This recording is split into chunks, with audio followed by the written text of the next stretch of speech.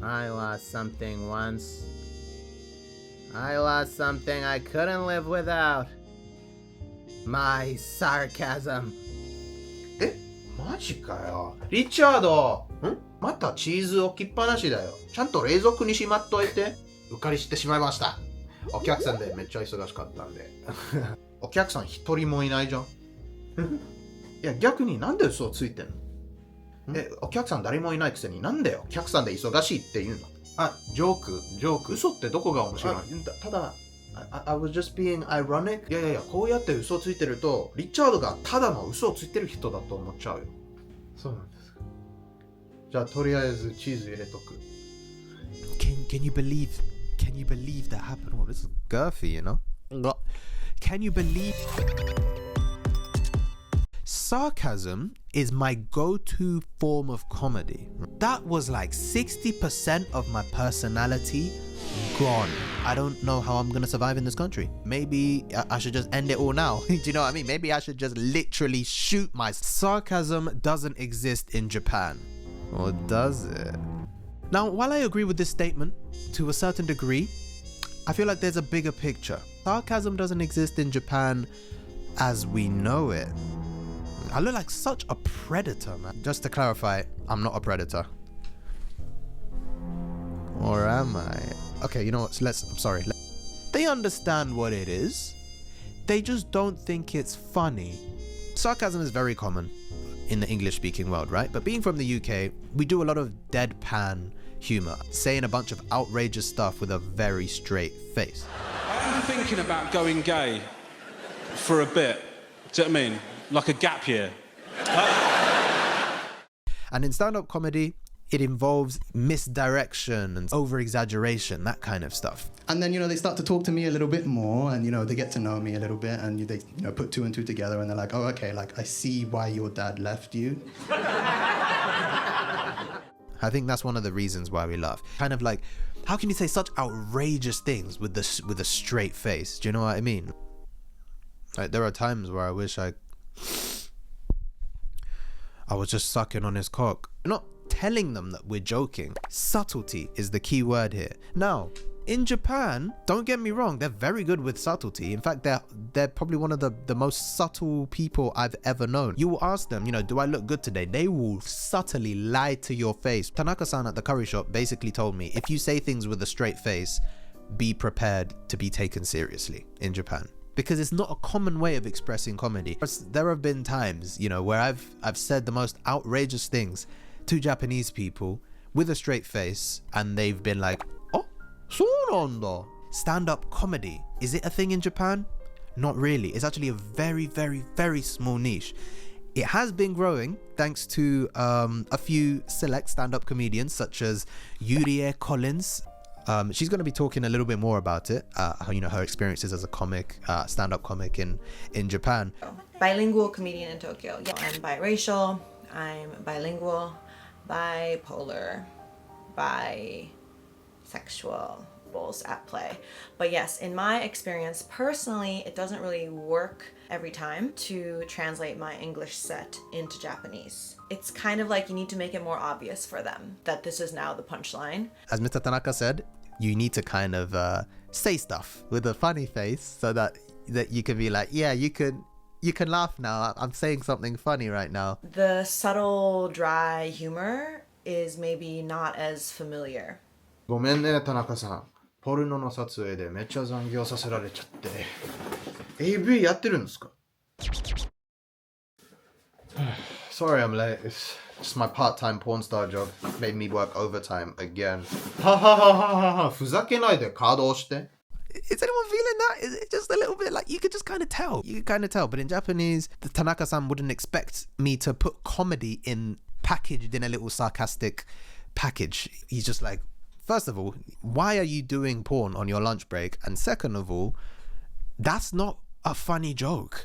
So I have like a go-to opener in English. It's just like an easy one to introduce myself. I say like, hi, my name is Yurié. I'm biracial. I'm white and Asian. I don't know why I came out Mexican, but I did it once in Japanese and I was like, で、結果はなぜかメキシコ人. The response was like a そうなんだ. I think they for a second were like, oh, is she Mexican? You know, like, no, I'm not actually Mexican. Like, that was your cue to laugh. Japanese people, they find silly things funny, but it's much deeper than that. It's almost like they need a clear indication. Now is the timing to laugh. Best example I can use is the manzai, and that is a duo. And the duo has clear roles. There's the boke and the tsukomi.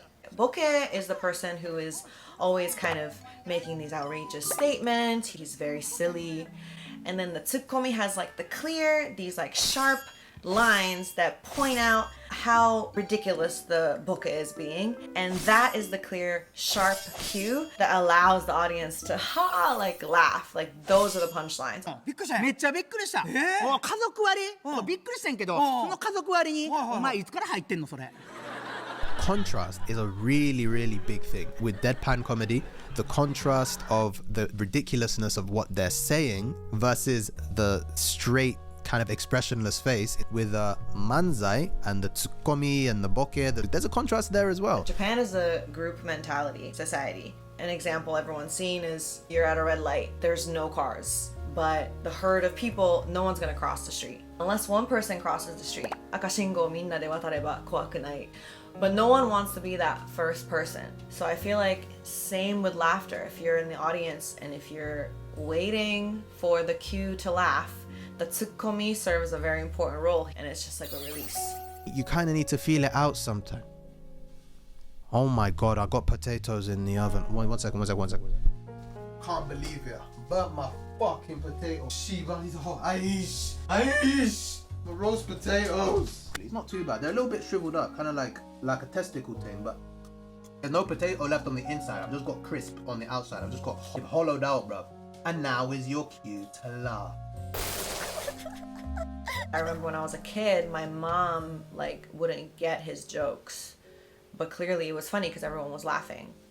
So she was just kind of like, what's he saying? And my dad was like, oh, it's sarcasm. And my mom was like, what's sarcasm? And my dad was like, oh yeah, there's no real word for sarcasm in Japanese, so he came up with iyami. Now, iyami, he's not wrong. Iyami is sarcastic, but iyami is inherently insulting. Yeah, it definitely can be used as a form of, taking jabs at people, being a little bit mean, like, oh, you're so clever, degrading people. And so yeah, be prepared to possibly be viewed as, a little bit of an asshole, basically. In small doses. And again, when you are using sarcasm in a malicious, rude way, make sure to put the funny face on. The deadpan thing doesn't really work. Unfortunately, that's kind of what I do. It's my specialty. But in Japan, it didn't work for me so much. And I think I put a lot of women off that way. They thought everything I was saying was true.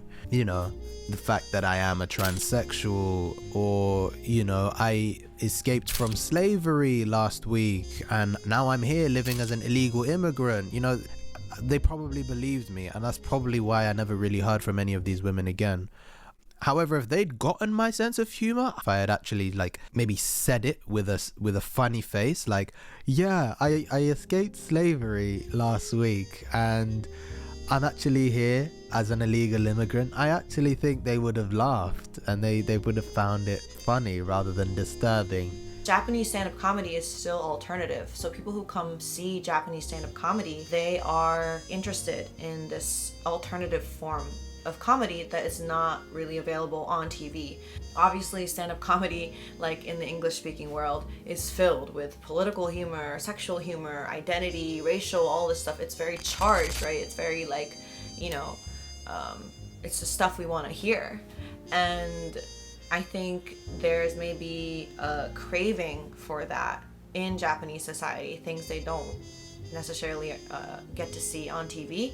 They want to see it in this new form of comedy that's being presented to them. So that's really exciting. When I was out in Japan, I always had this go-to line. After telling her that I was from the UK, I would tell her that I know Harry Potter. You know, I'm Harry Potter's friend. And I'll usually say that with a straight face. Now, most people would be like, oh, okay, this guy's just joking. 'Cause, you know, he's probably using just, you know, a funny way of using a white guy to make himself, a black guy, a lot more legitimate and appealing. That's like saying, oh, listen, I know I'm black, yeah, but I come from the same place as One Direction. The ordinary person would be like, oh, wow, that's actually quite clever. That's a very genius way of actually tricking the Japanese girl into thinking that he's a white prince, you know, that looks like Harry Styles. They believed me, basically. They weren't supposed to believe me. They were just like, oh, and I was just like, no, I don't actually know Harry Potter. So if they're not into sarcasm, what are they into? Well, firstly, they're very into their slapstick comedy. I feel like it's a little bit childish. I feel like slapstick comedy is things that you found funny when you were like 5, you know, like cartoon stuff, like slipping on a banana peel. But to be fair, they do it very well, especially with those variety shows and the game shows. They're funny. So it's not, you know, as simple as just slapping people in the face. It's a little bit, you know, a little bit more refined than that. But I'm not saying go around Japan punching yourself in the face and expecting people to laugh. Actually, no. You know what? Try it, you know, and record it. Send it to me on Instagram, Richardo TV. Follow that shit up. Yeah, this was today's video. Hope you enjoyed it. My name's been Richard. Baby Pink House Nimo. Arigatou gozaimashita. And I guess I'll catch you guys in the next video. Wow. Why doesn't the transition ever fucking work?